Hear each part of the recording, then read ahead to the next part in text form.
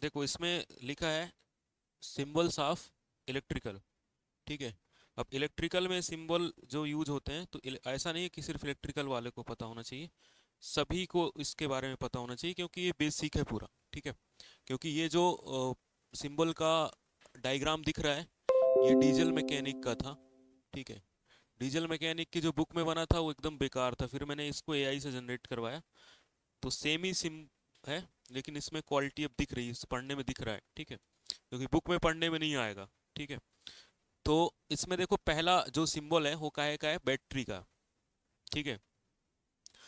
Battery का पहला symbol है। बैटरी जो होती है, इसमें हम क्या कर सकते हैं, विद्युत ऊर्जा को स्टोर किया जा सकता है, इलेक्ट्रिकल एनर्जी को स्टोर किया जा सकता है, ठीक है। एक सेल होता है और एक बैटरी होता है, ठीक है। सेल जो होता है वो छोटा रूप होता है, ठीक है। कई सारे सेल को हम जोड़ के और बैटरी बनाते हैं, ठीक है। तो जैसे सेल भी दो तरीके के आते हैं, एक होता है हम एक बार यूज करते हैं, डिस्चार्ज हो जाता है तो उसको फेंकना पड़ता है, और एक होता है दोबारा से रिचार्ज हो सकता है, ठीक है। रिचार्जेबल वाले सेल भी आते हैं, दोनों तरीके के सेल आते हैं, ठीक है। लेकिन जैसे हम घड़ी वगैरह पे यूज करते हैं, तो वो सब कौन से होते हैं, एक बार यूज करने वाले सेल होते हैं, ठीक है। मतलब हमने एक बार यूज किया, उसके बाद वो डिस्चार्ज हो गए तो हम उनको दोबारा चार्ज नहीं कर सकते, ठीक है। दो तरीके के आते हैं।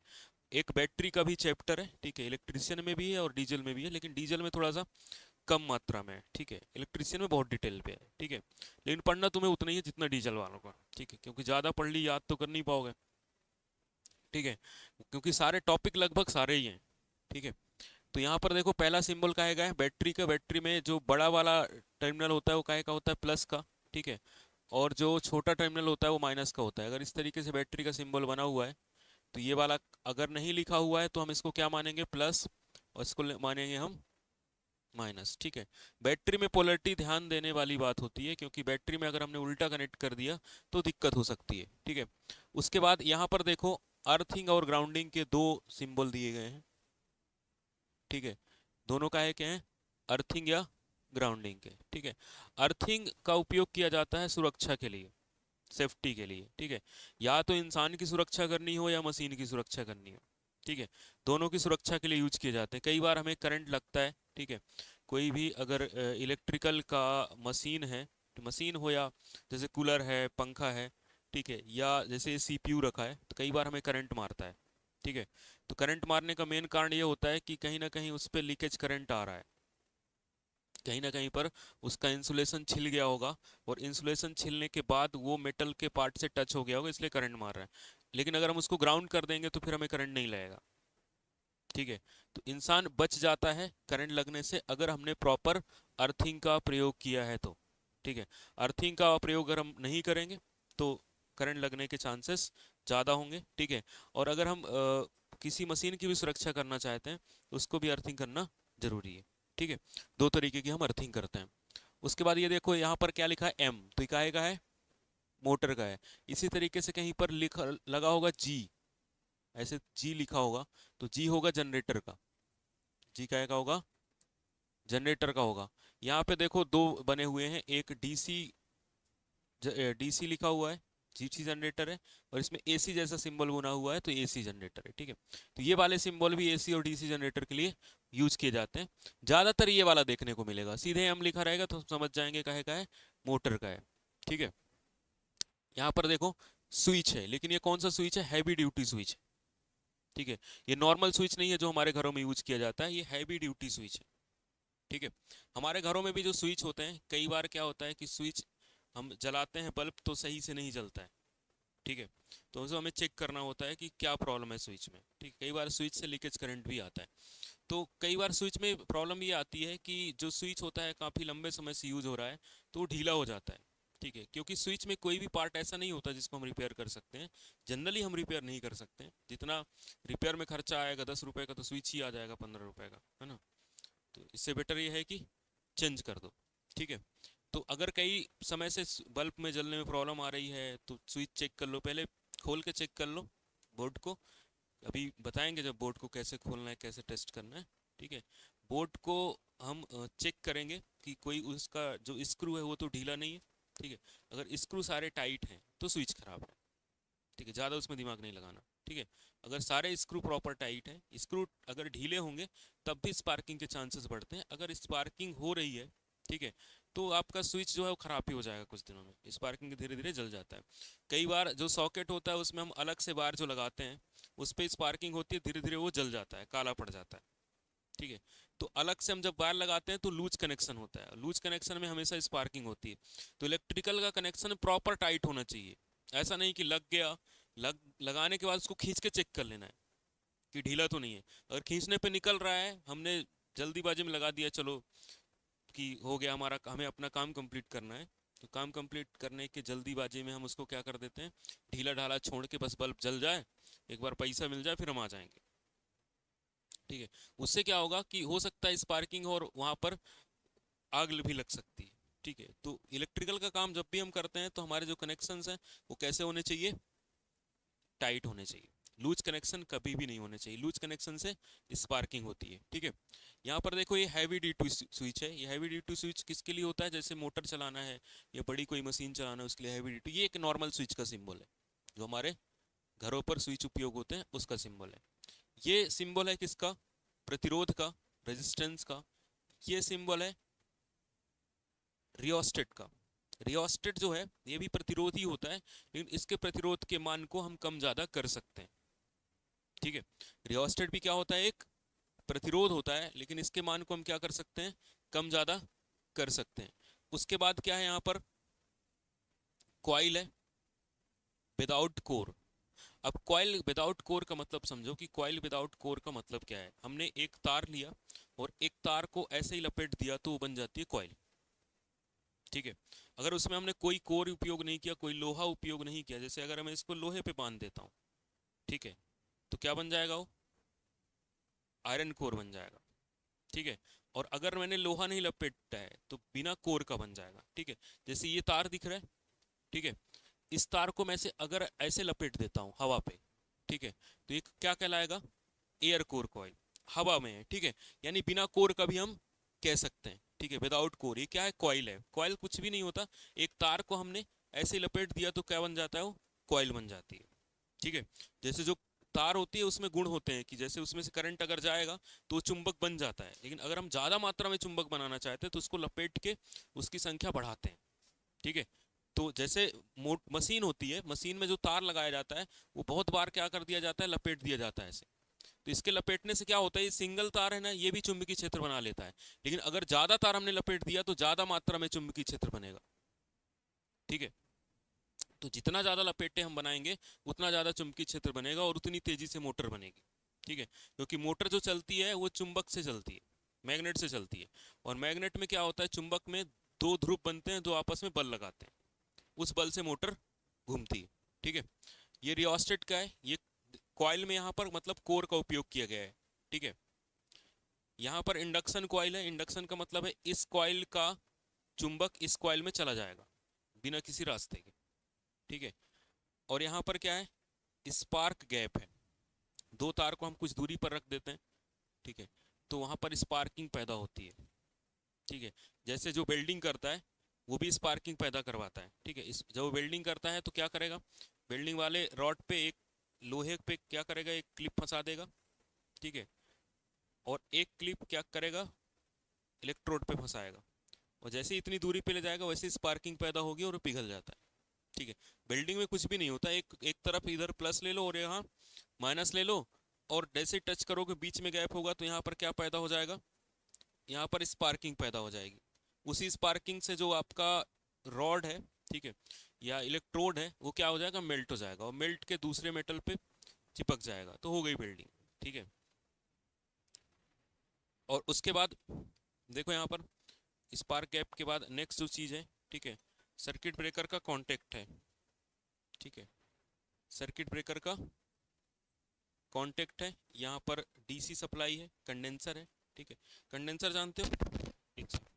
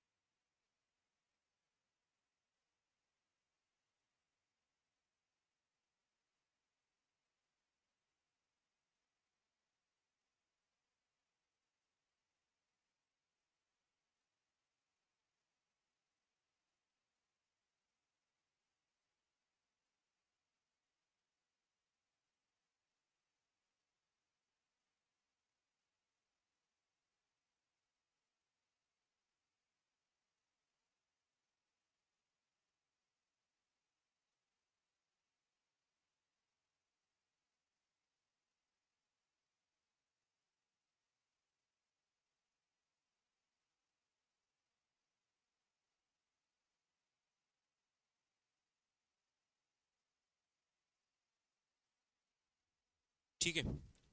तो ये कंडेंसर जानते हो, कैपेसिटर होता है जो पंखे पे लगा होता है, ठीक है। अगर पंखे से हम कैपेसिटर लगा लेंगे, पंखा चलेगा क्या? नहीं चलेगा। चल गया तो देखो, पंखा जो पे कैपेसिटर लगाया जाता है उसका सिर्फ काम होता है उसको स्टार्ट करना, ठीक है, उसको धक्का मारना और शुरू में चला देना, ठीक है। हाँ, वो बस पढ़ाएंगे नेक्स्ट उसमें कि कैसे उसमें उल्टा घूमना है, कैसा सीधा घूमना है। इस पे जो कंडेंसर लगा होता है उसका जो मेन काम होता है को पंखे को स्टार्ट करना। अगर हम इसका कंडेंसर निकाल लेंगे ना तो पंखा नहीं चलेगा। उसके लिए क्या करना होगा, एक टेबल रखो और धक्का मारो तो चलने लगेगा, ठीक है। अगर कंडेंसर खराब हो गया है, कंडेंसर निकाल लो और धक्का मारो तो चलने लगेगा। जितनी तेजी से धक्का मारोगे उतनी तेजी से चलता रहेगा, ठीक है। तो अगर कंडेंसर खराब हो गया तो एक कुर्सी खरीद सकते हो, ठीक है, कुर्सी से भी काम चल जाएगा, ठीक है।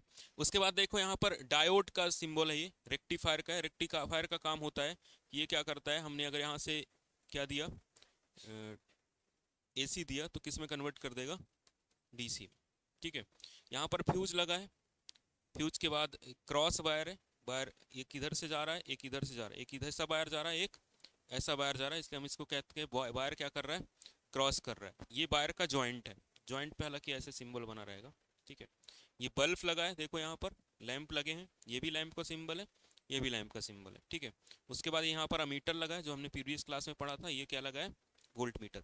अमीटर क्या करता है, अमीटर क्या करता है, करंट नापता है, ठीक है, कि कितने एम्पियर का करंट जा रहा है।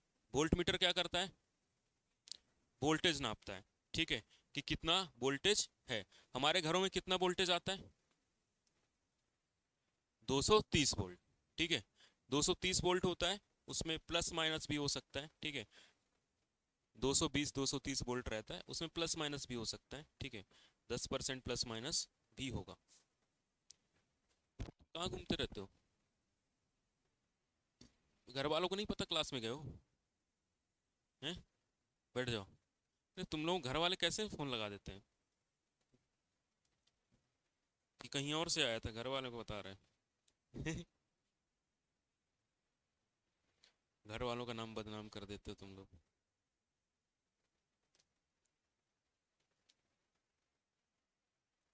हमने रेजिस्टेंस पढ़ा था, प्रतिरोध पढ़ा था। क्या काम होता है प्रतिरोध का,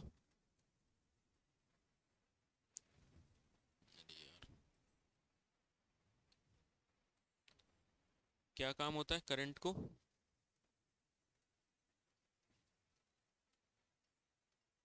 एक मिनट, मैंने एक सीढ़ी मंगाई थी।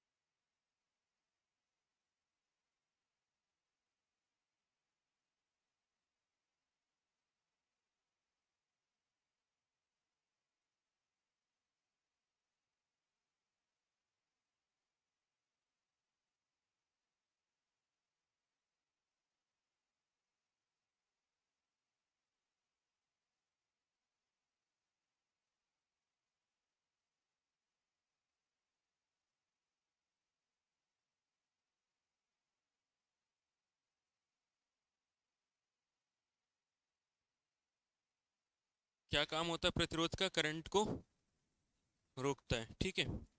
अब जो प्रतिरोध होता है,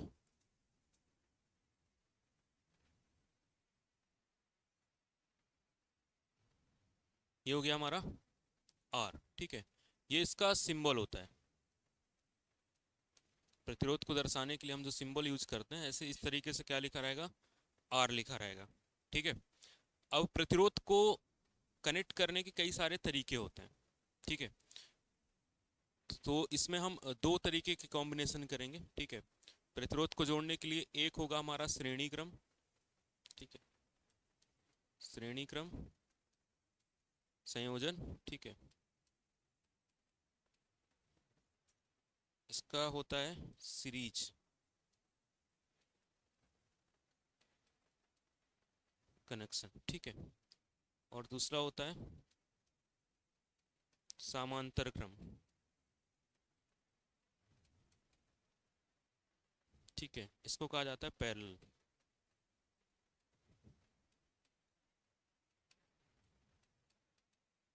पैरेलल का कॉम्बिनेशन, ठीक है। और उसके बाद फिर सीरीज पैरेलल जहां पर दोनों मिल जाते हैं वो हो जाता है मिश्रित, ठीक है। तो एक है हमारा क्या, श्रेणी क्रम संयोजन, दूसरा कौन सा है, समांतर क्रम संयोजन, ठीक है। अब इसमें हम सबसे पहले देखते हैं कि श्रेणी क्रम संयोजन कैसे क्या होता है। जैसे बल्ब है उनको भी हम सीरीज में कनेक्ट करते हैं, बल्ब का भी प्रतिरोध ही होता है, जो बल्ब आते हैं ना पुराने वाले, उनका भी प्रतिरोध होता है, ठीक है। तो बल्ब कैसे जलता है, जब उससे क्या जाएगा, करंट जाएगा, ठीक है। तो करंट जाएगा तो क्या होता है, गर्म होता है, गर्म होके वो जलने लगता है, ठीक है। बल्ब कैसे होता है, गर्म होके जलता है। एक होता है हमारा एलईडी, एलईडी गर्म होके नहीं जलता, ठीक है। एलईडी जो है वो गर्म होके नहीं जलेगा, ठीक है। उसका जो है वो किस प्रिंसिपल पे काम करता है, तो एलईडी काम करता है सेमीकंडक्टर वाले प्रिंसिपल पे, ठीक है। तो उसमें एनर्जी क्या होती है, रेडिएट होती है, ठीक है। तो वो अलग तरीका है और ये अलग तरीका है। जैसे सूर्य है, सूर्य जलता है, सूर्य नहीं जलता है, ठीक है। धुआं निकलता है क्या सूर्य से, हैं? उसमें होती है रिएक्शन, ठीक है। सूर्य में क्या होती है, रिएक्शन होती है। कौन सी रिएक्शन होती है,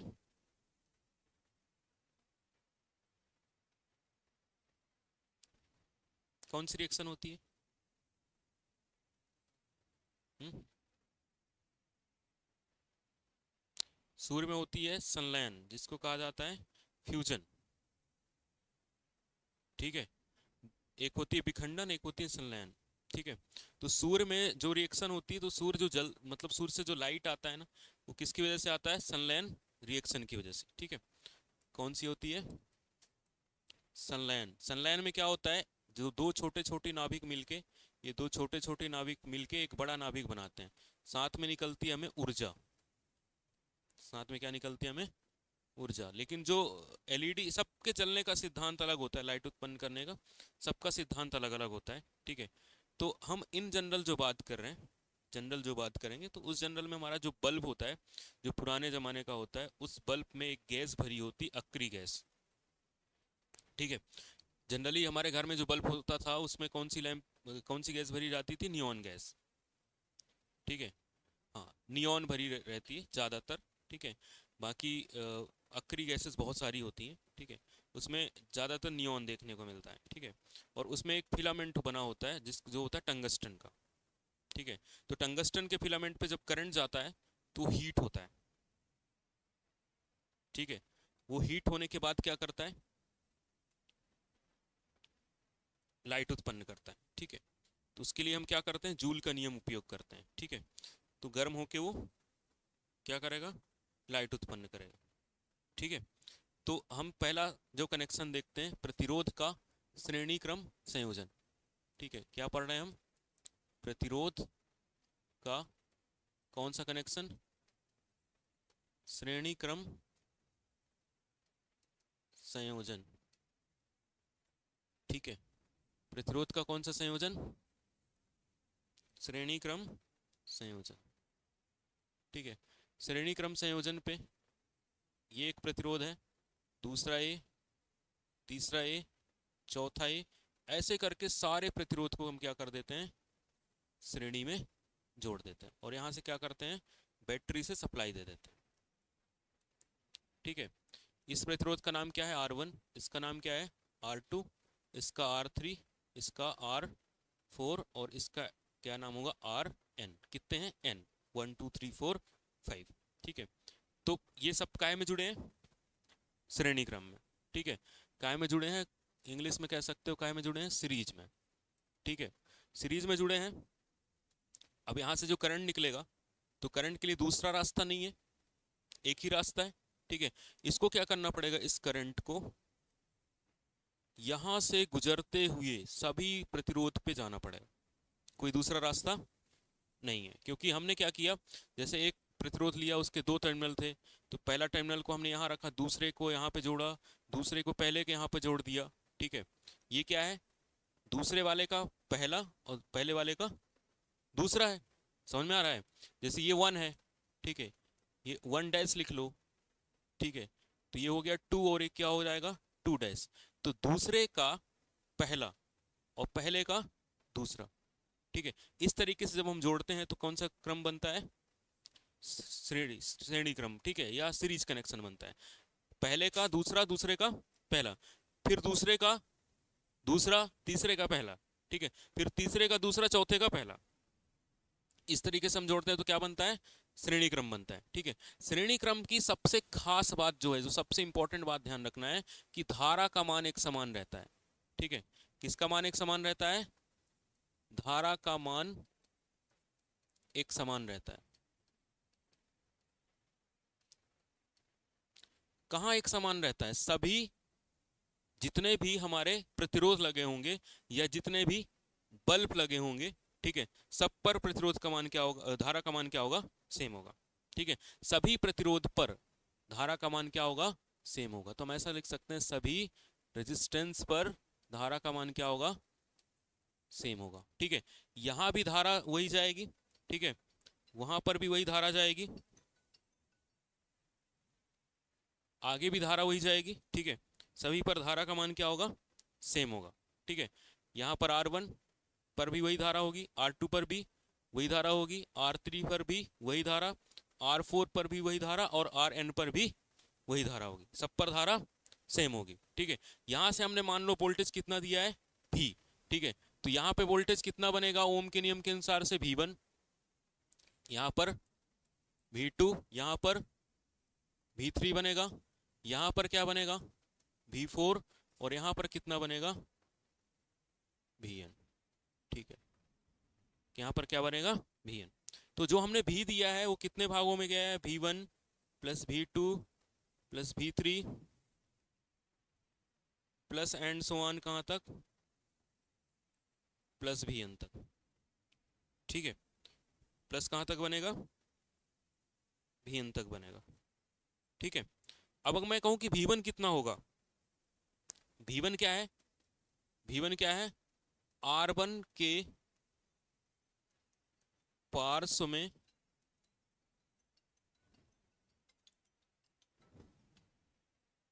R1 के पार्श्व में वोल्टेज। ये शब्द पार्श्व का मतलब होता है अक्रॉस, इंग्लिश में कहा जाता है क्या, अक्रॉस, ठीक है। R1 के अक्रॉस में वोल्टेज। V2 क्या है, R2 के अक्रॉस में वोल्टेज, ठीक है। V3 क्या है, R3 के अक्रॉस वोल्टेज, ठीक है, एंड सो ऑन Vn भी, ठीक है। तो हम क्या कर सकते हैं, अगर मैं कहूं कि V1 होगा कितना, तो V1 का जो मान होगा वो करंट इंटू रेजिस्टेंस होगा। V1 का मान क्या होगा, करंट इंटू रेजिस्टेंस। यही पढ़ा है हमने ओम के नियम से कि वोल्टेज बराबर क्या होता है, धारा इंटू रेजिस्टेंस, ठीक है। वोल्टेज बराबर क्या होता है, धारा इंटू रेजिस्टेंस, ठीक है।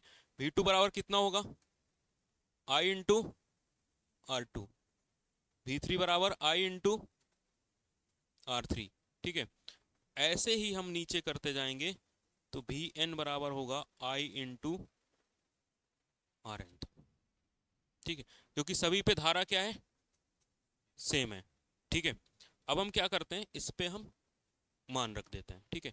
तो I बराबर कितना होगा, V बराबर I इंटू R, ठीक है, क्योंकि ये मेन वोल्टेज है तो यहाँ से I निकल रहा है और कुल R होगा, ये कुल R हो जाएगा, और ये कितना हो जाएगा, I into R1, I into R2, I into R3, I into R4 and so on plus I into Rn।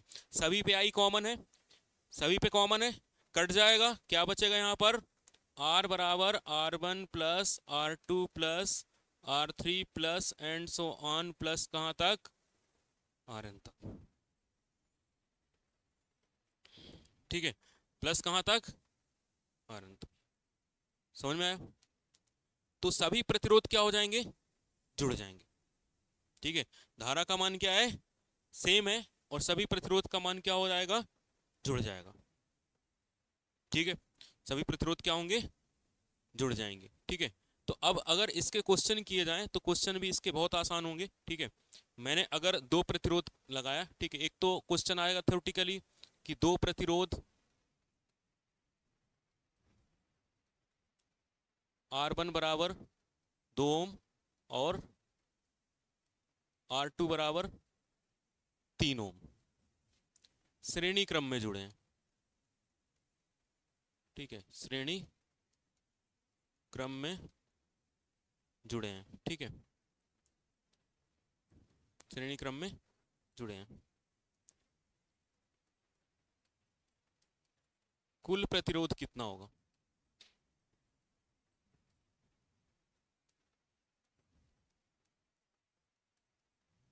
कुल प्रतिरोध कितना होगा, कितना होगा,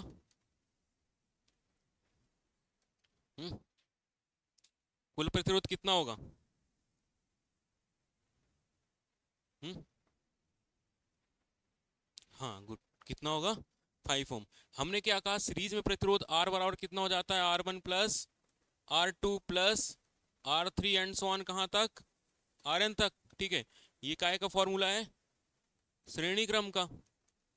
ये काय का फॉर्मूला है, श्रेणी क्रम का। तो हमें टोटल R ही तो चाहिए, R में R1 कितना है, 2, और R2 कितना है, 3। तो 3 2 कितना हो जाएगा, 5 ओम। और यही हो क्या हो जाएगा हमारा आंसर। इतना ही तो पूछ रहा है कि श्रेणी क्रम में क्या करना है हमें, दो प्रतिरोध है श्रेणी क्रम में, तो क्या कर देना है हमें, जोड़ देना है। ठीक है, हो सकता है ऐसा क्वेश्चन ना बनाया हो। ठीक है, क्वेश्चन इस तरीके से बनाया हो, ऐसे डायग्राम बना के। ठीक है, ऐसे डायग्राम बना के बना दिया हो, ये 3 ओम का है, ये 5 ओम का है, ये 9 ओम का है। ठीक है, और पूछ रहा है कि बताओ कुल प्रतिरोध कितना होगा। ठीक है, कुल प्रतिरोध कितना होगा, तो क्या करोगे, सिंपली सबको जोड़ दोगे। 3 प्लस 5 प्लस 9 कितना हो जाएगा, समझ में आया सबको, बन जाएगा सीरीज का क्वेश्चन अगर आता है तो। ठीक है, तो सिंपली हमें कुछ करना नहीं है, हमें क्या करना है, जोड़ देना है। ठीक है, सब में क्या कर देना है, जोड़ देना है। ठीक है, ये तो हो गई हमारी बेसिक बात। ठीक है, कि सीरीज में हमें एक प्रतिरोध को क्या कर देना है, जोड़ देना है। ठीक है, करंट में जो करंट है सब पे क्या जा रहा है, सेम है।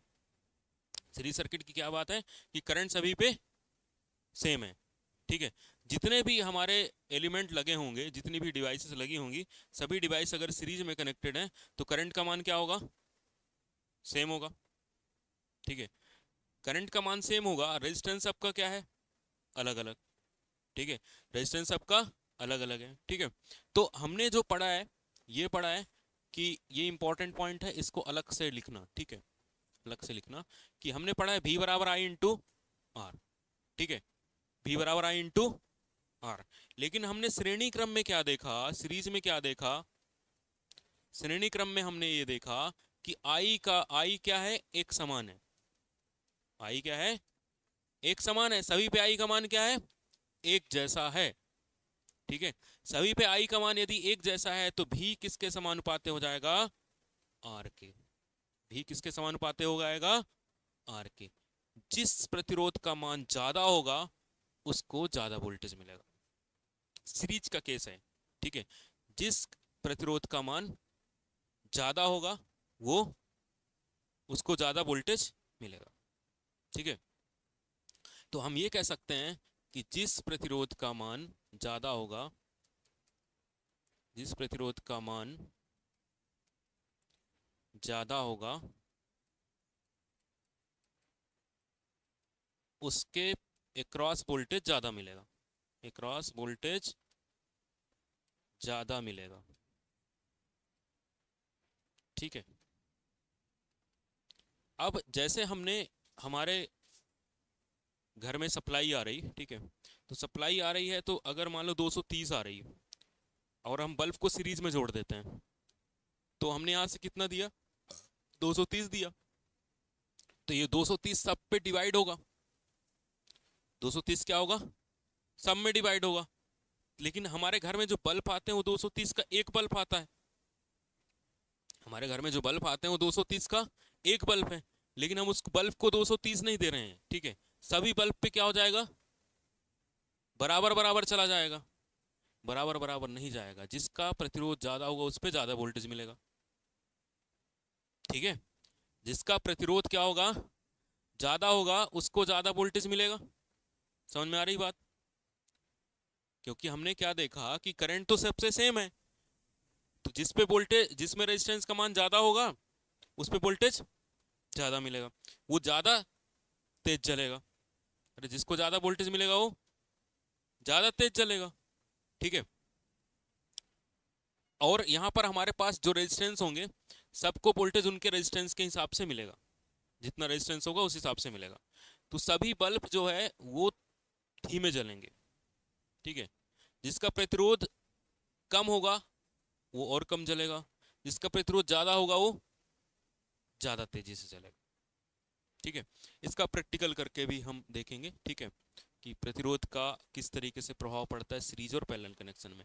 तो जो सीरीज कनेक्शन है इसका उपयोग हम घरों पे नहीं करते हैं, ठीक है, क्योंकि वोल्टेज क्या हो जाएगा, डिवाइड हो जाएगा, तो बल्ब डिम जलने लगेगा। अगर इन दोनों बल्ब को सीरीज में कर दें तो क्या होने लगेंगे, धीमे जलने लगेंगे, ठीक है। हमें धीमा थोड़ी जलाना है, ठीक है। सबको बराबर वोल्टेज चाहिए, इसलिए घरों के जो कनेक्शंस हैं वो सारे के सारे किससे किए जाते हैं, पैरेलल में किए जाते हैं, समांतर में किए जाते हैं, ठीक है। अब सीरीज कनेक्शन का उपयोग कहाँ किया जाता है, तो इसका उपयोग किया जाता है करंट रेटिंग बढ़ाने के लिए, ठीक है। सीरीज कनेक्शन का उपयोग कहाँ किया जाता है, जैसे बैटरी है, बैटरी को अगर हम सीरीज पे लगा रहे हैं, ठीक है, तो वोल्टेज रेटिंग बढ़ जाती है, करंट रेटिंग नहीं, वोल्टेज रेटिंग बढ़ जाती है, क्योंकि सीरीज में वोल्टेज क्या होता है, जुड़ जाता है, ठीक है। जो हमने भी दिया है वही सभी पे जुड़ जाता है, ठीक है। तो वोल्टेज रेटिंग बढ़ाने के लिए हम किसका उपयोग करते हैं, सीरीज कनेक्शन का, ठीक है। सीरीज कनेक्शन का उपयोग किया जाता है वोल्टेज की रेटिंग को बढ़ाने के लिए। दूसरा कनेक्शन है हमारा पैरेलल कनेक्शन, पैरेलल कनेक्शन, ठीक है। इसको कहा जाता है समानांतर। पैरेलल को क्या कहा जाता है, समांतर। पैरेलल में हम क्या करते हैं, जैसे एक ये रेजिस्टेंस है, एक ये रेजिस्टेंस है, ठीक है, एक ये रेजिस्टेंस है, सबको इस तरीके से पैरेलल में जोड़ देते हैं और फिर इनको हम बैटरी से सप्लाई दे देते हैं, ठीक है। ये हमारा R1 हो गया, ये R2 हो गया, ये कितना हो गया, R3 हो गया। ये बैटरी को हम कहीं भी लगा सकते हैं, ठीक है। और एंड सो ऑन कितना हो गया, Rn तक। सब काहे में जुड़े हैं, सब काहे में जुड़े हैं, समांतर पे, सारे के सारे समांतर पे, ठीक है। समांतर की खास बात ये होती है कि देखो यहाँ पर जो वोल्टेज होगा,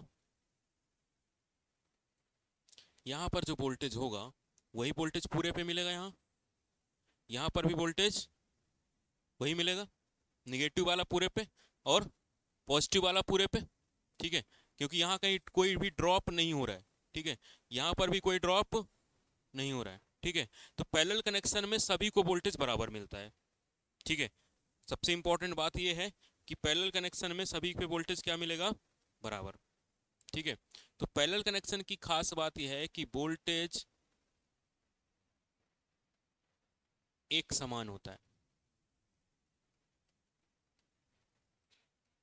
वोल्टेज क्या होता है, एक समान होता है। इस कारण घरों के कनेक्शन काहे में किए जाते हैं, पैरेलल में, ठीक है। इस कारण घरों के कनेक्शन पैरेलल में किए जाते हैं, पैरेलल में किए जाते हैं, ठीक है। घरों के कनेक्शन काहे में किए जाते हैं, पैरेलल में। क्यों, क्योंकि सभी पे वोल्टेज का मान क्या है, एक समान, ठीक है।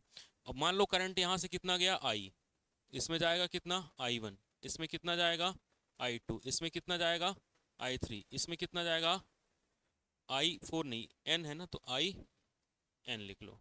ठीक है, अब कुल करंट हमने यहाँ से आई दिया, आई कितने पार्ट में डिवाइड हुआ, 4 पार्ट में, तो आई बराबर कितना हुआ, आई 1 हुआ, आई 2 हुआ, आई 3 हुआ, एंड सो ऑन कितना हुआ, आई एन हुआ। ठीक है, अब आई अगर मैं एन निकालना चाहूँ कि आई एन मेरा कितना होगा, तो ओम का नियम ये कहता है आई बराबर भी बटे आर, भी बटे, ठीक है, आई बराबर भी बटे कितना, कुल आर, आई वन बराबर भी बटे आर वन, भी बटे आर टू, भी बटे R three, plus and so on भी बटे आर एन।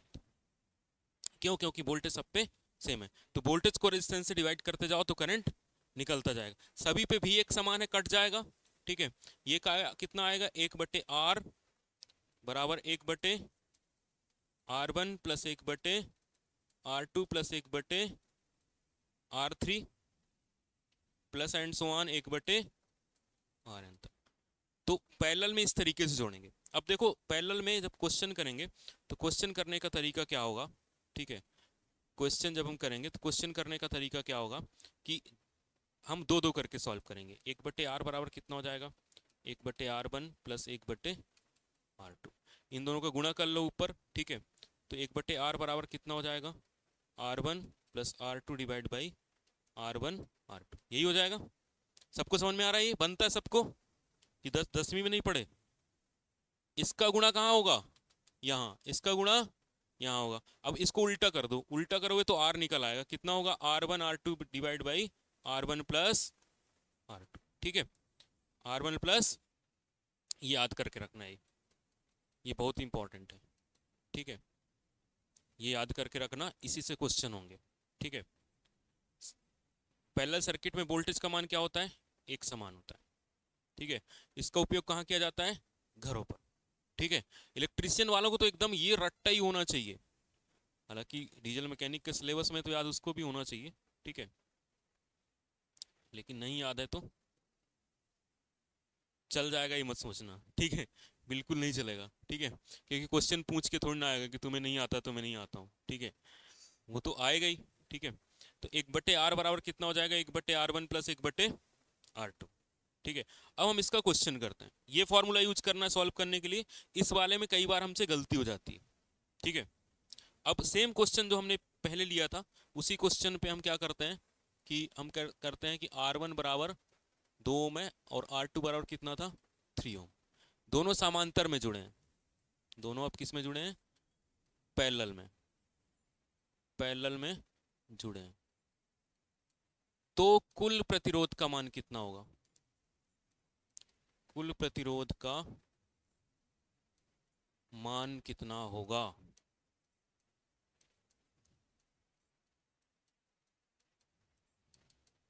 कुल प्रतिरोध का मान कितना होगा, बताओ निकाल के। फॉर्मूला समझा दिया ना कैसे निकालना है, पैरेलल ही तो लिखा है, समांतर ही तो लिखा है। हम्म, निकालो कितना आ रहा है, सभी लोग करेंगे। तुम कॉपी लेके नहीं आए,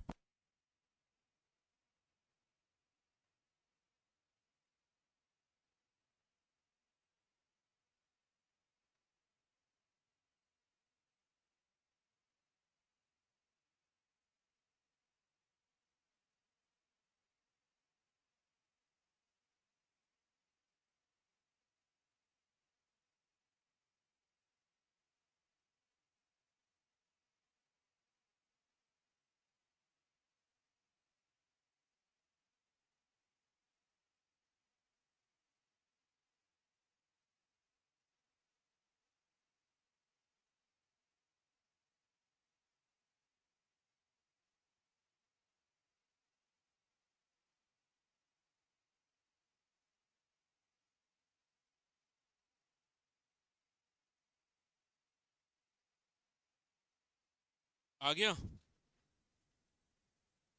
हम्म,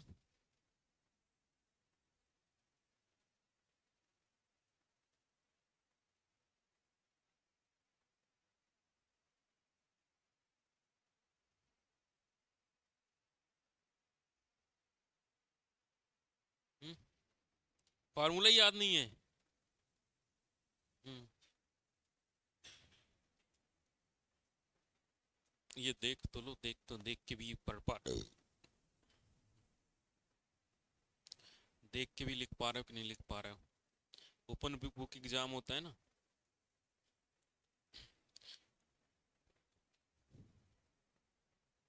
ओपन बुक में पेपर ऐसा बना दिया जाए कि देख के कभी ना कर पाओ। हम्म, जब सब कुछ दे देंगे तो फिर ओपन बुक एग्जाम का मतलब थोड़ी ना गूगल से ही पढ़ा। ऐसा बना देंगे गूगल को भी समझ में ना आए। हम्म, उसको भी समझ में नहीं आएगा, गलत आंसर बताएगा। हैं? नहीं, ऐसा क्वेश्चन भी बन जाएगा जो उसको भी, वो भी गलत कर देगा।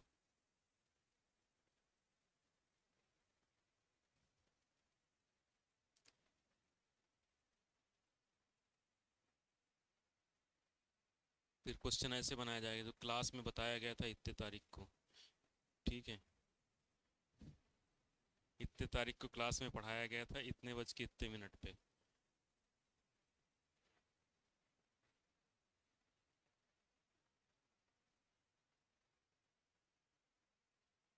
हम्म,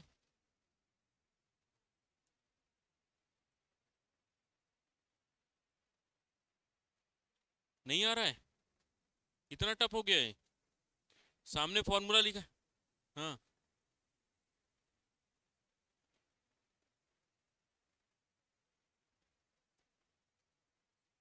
मैंने बताया है ये वाला फॉर्मूला यूज करना है।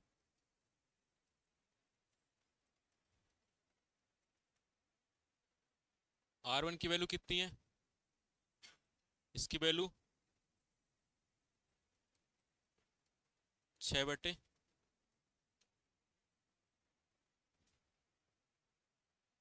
हाँ, इतना ओम लिख लो, या इसको काट लो 1.2। ये नहीं बन रहा तुम लोगों से? हैं?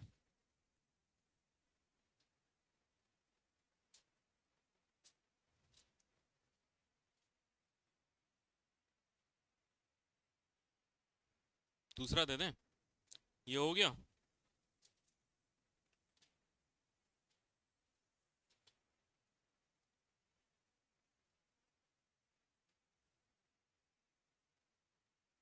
दूसरा दे देते हैं।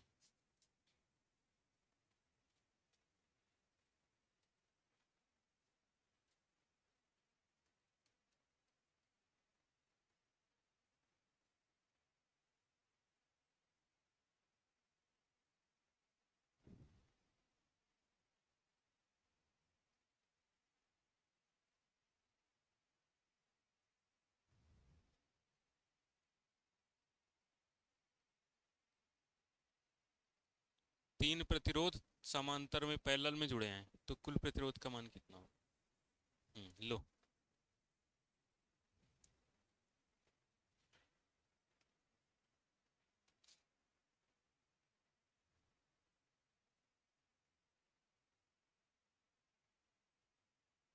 अब तो कर लोगे, और वो नहीं हो पाएगा। 3 आ रहा है? कैसे? तीनों को जोड़ दिया। हम्म, हम्म, 3 आ रही है।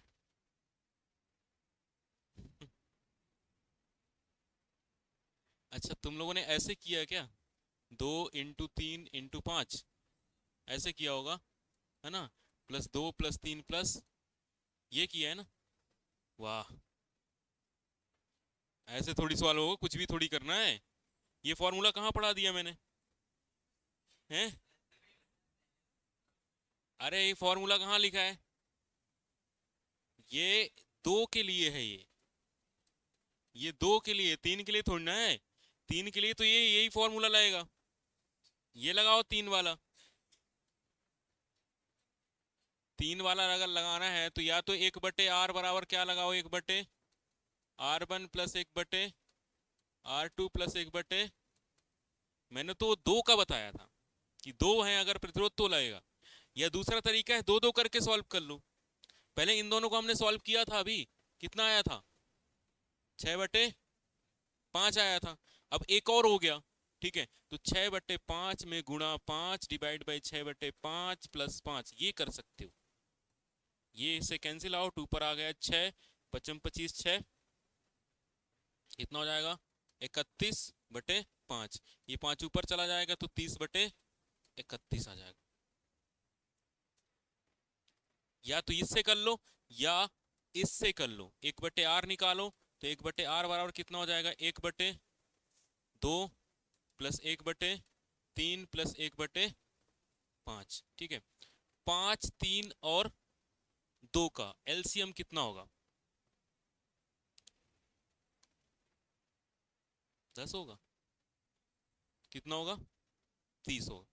5 एक कम 5, 5 से 3 भी नहीं काट पा रहा, 2 भी नहीं काट पा रहा, 5 दूनी 10, 10 से 2 तो काट ले रहा, 3 नहीं काट पा रहा, 5 नहीं 15, 15 से 3 काट पा रहा, 2 नहीं काट पा रहा, 5 को 20, 20 से 2 काट पा रहा, 3 नहीं काट पा रहा है, 25, 25 से 3 फिर नहीं कट रहा है, ठीक है, 3 से फिर नहीं कट रहा है, फिर 5 छका 30, 30 एक ऐसी संख्या आएगी 5 के टेबल पे जो तीनों संख्याओं से विभाजित हो जाएगी, ठीक है। अब यहाँ क्या आ जाएगा, 15 प्लस 10 प्लस 6, ठीक है। तो ये कितना आ जाएगा, 31/30, ये आया 1/r, ये हमने r लिखा था, ठीक है। तो ये 1/r कितना आया है, 31/30, तो r का मान कितना हो जाएगा, 30/31, उल्टा कर दो, ठीक है। तो 3 का जब पूछेगा ना तो ये वाला फॉर्मूला लगाना, ठीक है। और इसमें लास्ट में उल्टा करना मत भूलना, क्योंकि पेपर में ऑप्शन दोनों रहेंगे, 31/30 भी रहेगा और 30/31 भी रहेगा, ठीक है।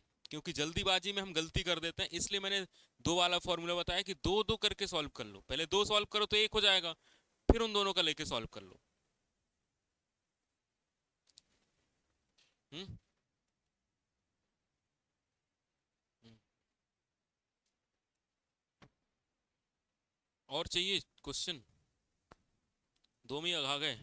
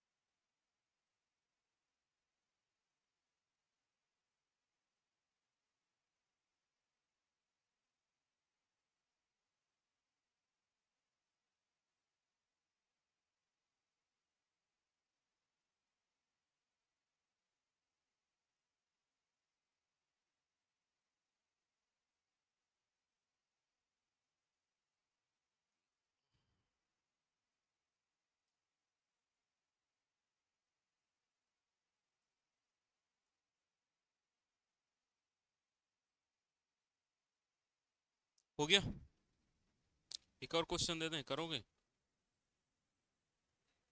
थक गए, मजदूरी थोड़ी कर रहे थे, थक गए। हम्म